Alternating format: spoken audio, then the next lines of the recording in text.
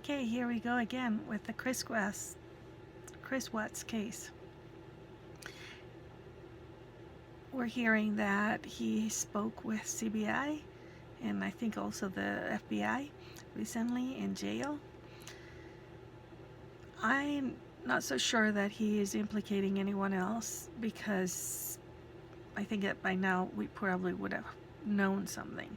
If it's information that we're being made to wait to hear about until about the 5th or the 7th of the month, my take is that is information that can wait and is possibly more details. Maybe he's finally coming clean, because even though he pleaded guilty to all counts, he did not offer at least the explanation of why this happened. He never offered and gave it, or the details. Some people think that the family doesn't need to be put through that.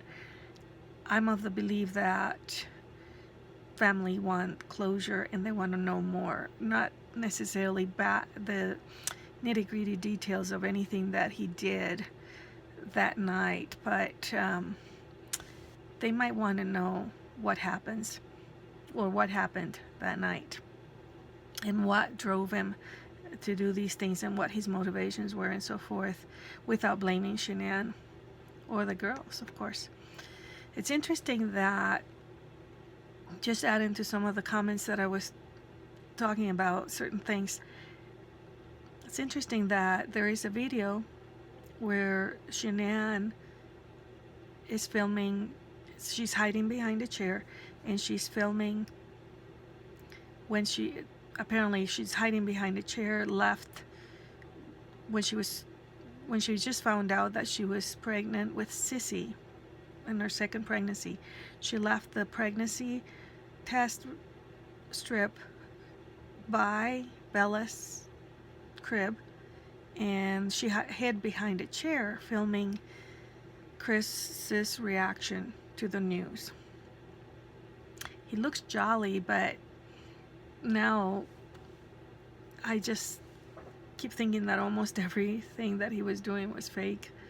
Anyway, he comes out and he's looking for her and he's asking Bella where she is, and he's kind of laughing more. It's more like he looks more like laughing than joyful, like he's laughing at things, or just having fun in general. I imagine that could be the response to the news of having a new baby, but like I said, rather than looking joyful and ecstatic, it looks more like, I'm just laughing about this. Just a personal opinion of view on that. The interesting part about that video is that I kept wondering, why was she hiding? I know she wanted to surprise him, but why hide behind a chair to see his reaction? Did she not trust that he was going to be real with her and hid to see what his real reaction was going to be? Or was she afraid to tell him?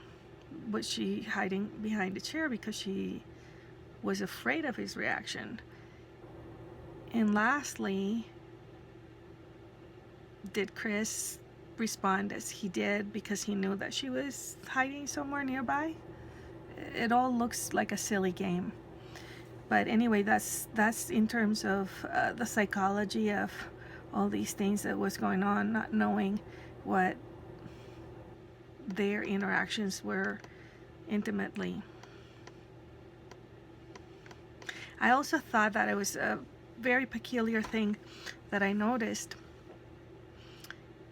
Both Chris Watts and Nicole and Kay, when they were talking to the police in interviews, when Chris finally fessed up about having an affair with another woman, the interrogator asked, who is her? And Chris said something, and I can read it, and I will read it. he said something to the effect, he said, I don't want to bring her into this. I don't want to ruin her life. She's a good person, and I would like to leave her out of it. Anyway, don't want to be scrolling through things right now, but when Kessinger was also talking to the not interrogator, but an interviewer during an interview, she mentioned, I believe the name of the guy is someone named James, that she was with James when something happened, like she got a call or a text from Chris, and she said something very similar. She said, I like to leave him out of this. He's a good person and I don't want him. He's a very, very good person. I just thought it was so peculiar that the both said something so... It may be something that most people would say. I don't know if people would say that to the police, because if someone is my alibi for something, for instance, or can corroborate something that I am telling the police, I think I would say, by all means, please, you can ask this person and they'll tell you that I was with them. Different with Chris Watts. He just doesn't want to bring this ruined NK's life, etc. And he doesn't need her as an alibi. In his case, she's more corroborating that he was actually cheating with his wife. But the manner of speech was very similar on both cases, where they both want to leave somebody else out of this. Why? Makes you wonder, what is it with that? If there's more.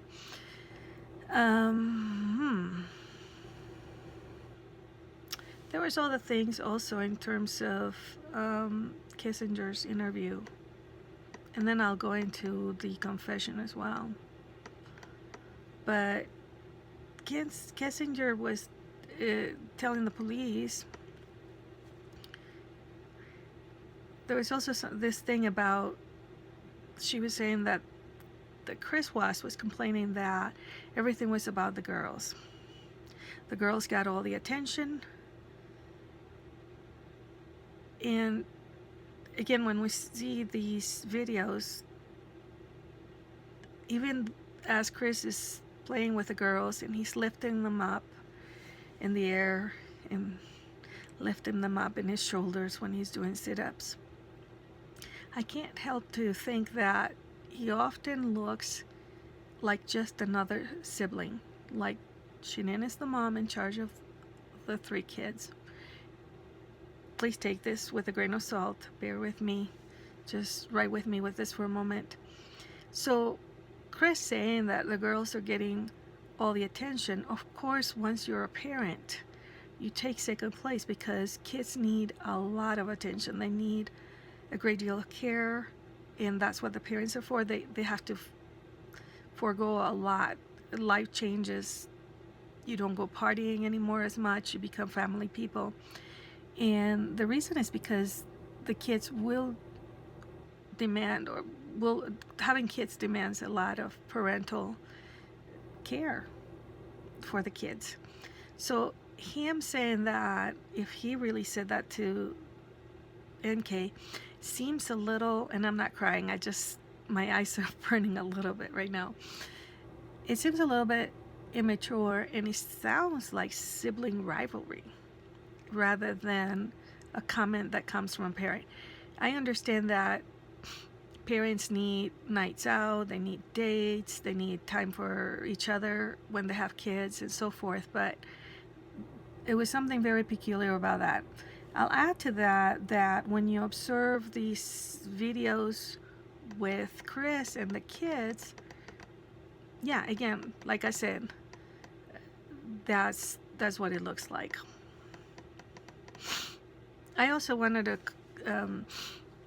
clarify that when I said that Shanann was not giving her husband Chris camera time, I wasn't meaning that in a way similar to that, like, oh, he's not getting these things. I just simply thought that there was something where she might have not been as happy with him for some reason and didn't want him in the videos. It's hard to know, hard to tell. But I wonder if I want to get into that right now in this video. I'd like to talk again about emotional manipulators and what I was trying to explain about them controlling almost everything, to the point that perhaps someone else looks bad and someone else might look like the villain and they look like the poor thing. I was just thinking about this. There's a video where Shanann is filming, she's videoing and broadcasting Chris cheating on Chinese chess. They're playing Chinese chess. Chris is losing sorely, and Shanann is calling him on his cheating. And she's videoing him cheating on the game. And my first personal feelings was I was feeling sorry for the guy. I was thinking, oh my God, that guy doesn't catch a break. She's always on him about things, and he feels like he has to cheat because he's losing. And the soap roll just kept going. And the message, what I want to get out of this is that with emotional manipulators, what I'm trying to get to is they can manipulate how they're seen by others. And that's what I'm talking about. He looks so innocent in so many things.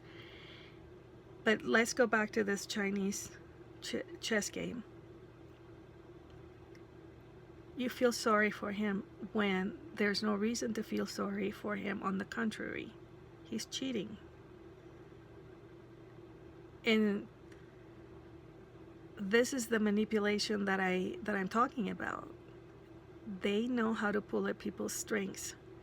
So it could be a tone of voice when you hear him talk. He sounds almost like someone who's in pain, or someone who sounds like a younger person. There's all these things about tone of voice, how you hear the person. There is the body language, the way they look. And so going back to Chris Watts and the girls, I saw this video where the girls are putting things on his head,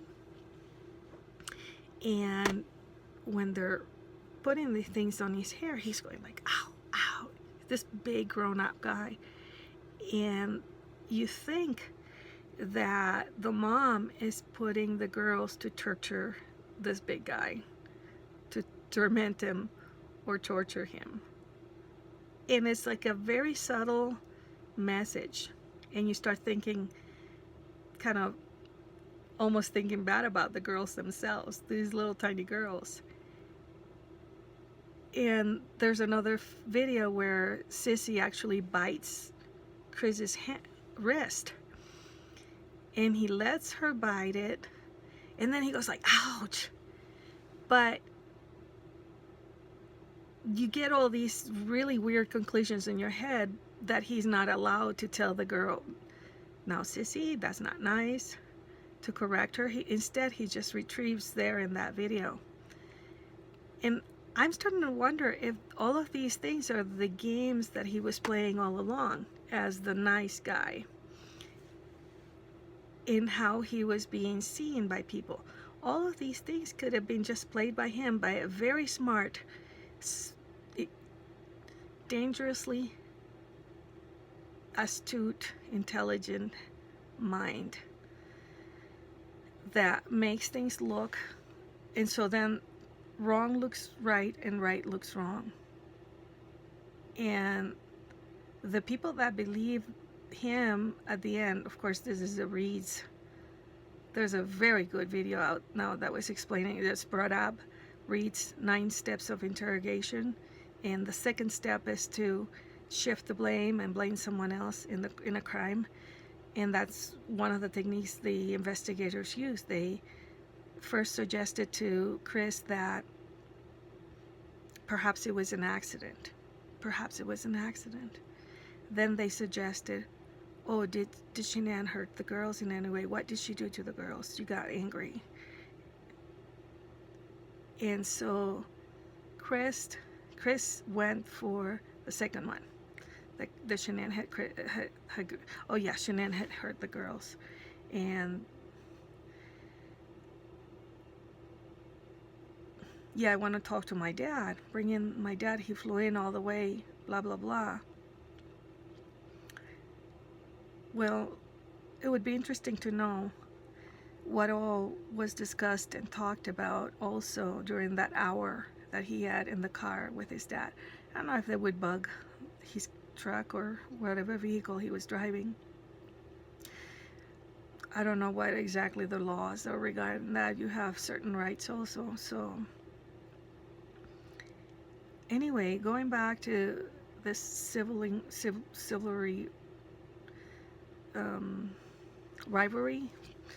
rivalry, or Chris being like one more of the kids. I apologize for that. I'm still holding my phone with my hand.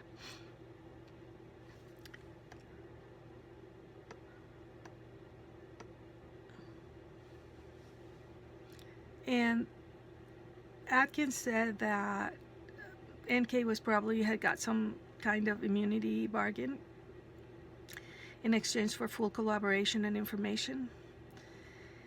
The thing about these types of bargains, as far as I know, in each state might have their own laws, different laws, is that if you're caught lying to them, the immunity bargain is off, usually, often. So it's not a done deal or something irrevocable or something that you can't go back with. So she better not be lying, because if she did strike an immunity bargain with the state in exchange for full collaboration, what she may have to, she better not be lying. They will come after her behind.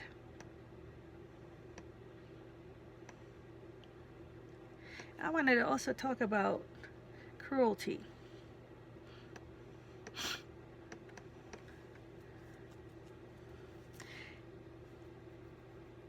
You know, it's one thing, of course, that this man could have, would have killed his family.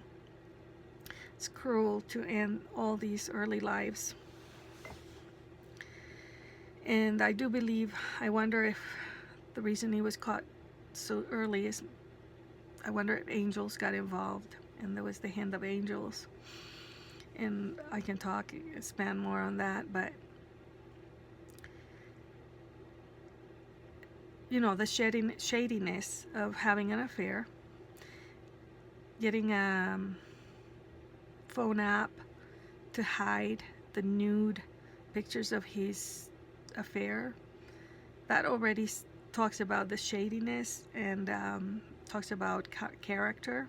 So he's already a cheater and a liar right there, right off, with a 16-week pregnant wife, recently pregnant, or at least 16 weeks pregnant. The cruelty is not so much the cheating, the lying, or the ending these early lives, but think about this. The woman 16 weeks pregnant, and he just cold turkey 180. She said, I don't know what's happening. I don't know. He says that we're no longer compatible. He doesn't hold her, doesn't get close to her, just like an ice block is what sounds it's being described. She doesn't know why. She doesn't know what's going on. It doesn't seem like she saw it coming, because she seemed very perplexed and not knowing what is the reason for this big change. She goes to North Carolina, and he can't have enough of her, is what she said. And then when he goes to North Carolina, he can't touch her. And the woman is 16 weeks or 15 weeks or 14 weeks pregnant, that's cruelty, I think. It's very cruel. And there are people that do these things. So it speaks of a total lack of regards and feelings.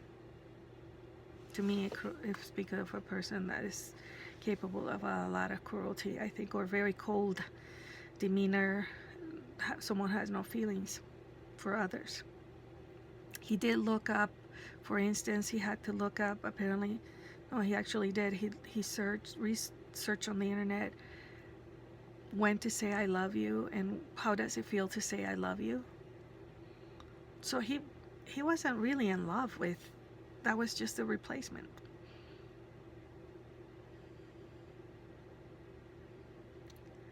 And what kind of a relationship does a man have with a mother who doesn't go to his wedding because she doesn't like the woman that he will marry in any regards of how his mother feels about her? In other words, it seems as if Chris dismissed his mother's objections in marriage to Nan anyway.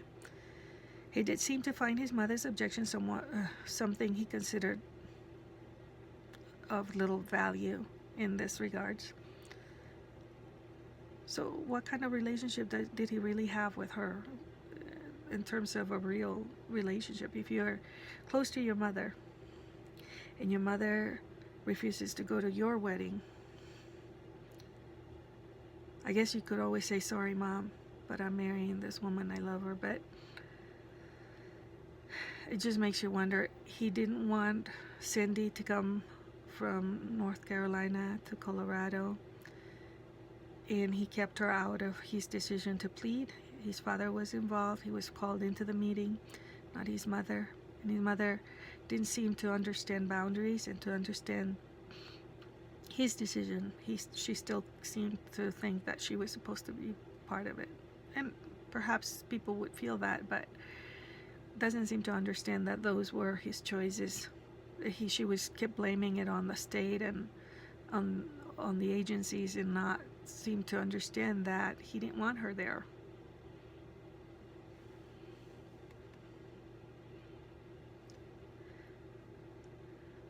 So this is what Chris Watts said on his when he confessed. I cheated on her. I feel horrible for it, but she was pregnant. Seems like another disfluency. I don't want to get her involved, and he's talking about NK. I don't want to get her involved in this. I don't want to ruin her life. She's a wonderful person. What kind of a wonderful person? What kind of a person is wonderful who interferes in a marital relationship and or becomes opportunistic in the sense of, okay, they're talking about separation and so forth, so maybe he'll marry me. I'm not trying to be cheap on this. I'm just trying to think, that if someone cheats on their wife, very likely they're going to cheat on you afterwards, but she's a wonderful person. Then he says, I saw her, took my breath away, and I never thought in a million years that could happen. I never felt that way about anybody, not even your wife, the mother of your children. I never felt that way about anybody like that, like anybody in my lifetime.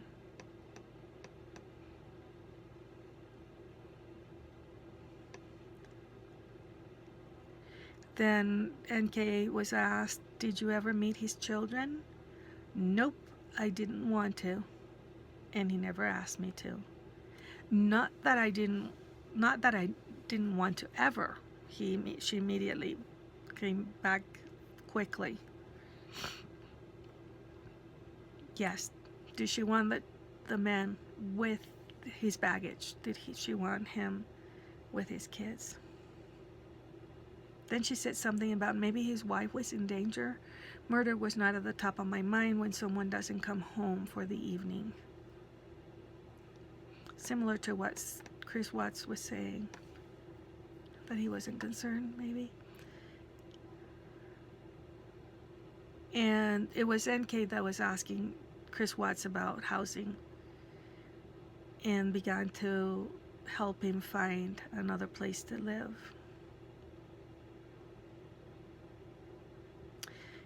Was she influencing him to leave? Did she influence him on anything else? And was there any precognition? And so, along the lines of what NK was describing,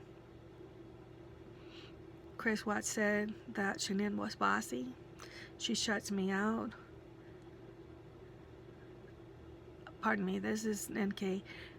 She said that Chris said that Shanann was bossy, that she shuts him out. When he voices his opinion, he is not heard. He comes home from work and she's on the phone, on social media, and doesn't acknowledge him. Was Shanann working hard? Was this the same similar complaint as the kids get all the attention and I don't get enough?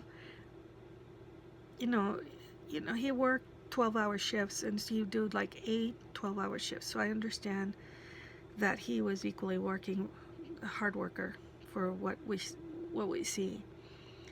But is there any kind of understanding, is what I wonder. Does he understand much of what is going on, or was she really that cold to him?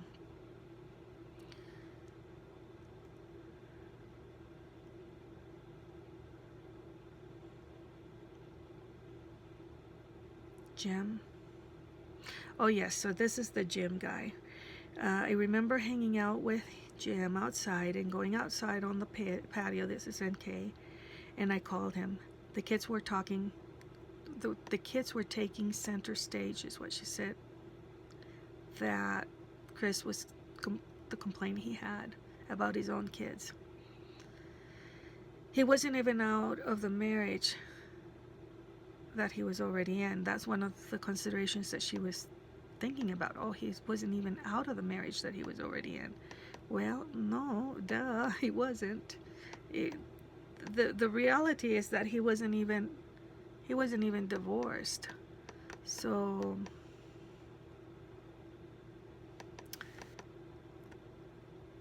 some of these things are the things to think about.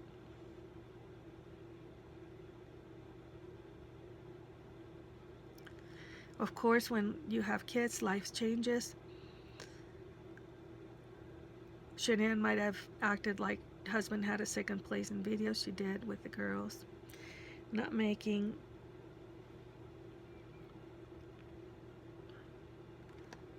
a video of you, is what she said to Chris in one of the videos. I'm not making a video of you. So for a moment, it gives that impression that the girls, yeah, in the videos, everything is about the girls, and Chris is taking second place. And then again, you feel that pull again. The Bible says, be wise as serpents and harmless as doves.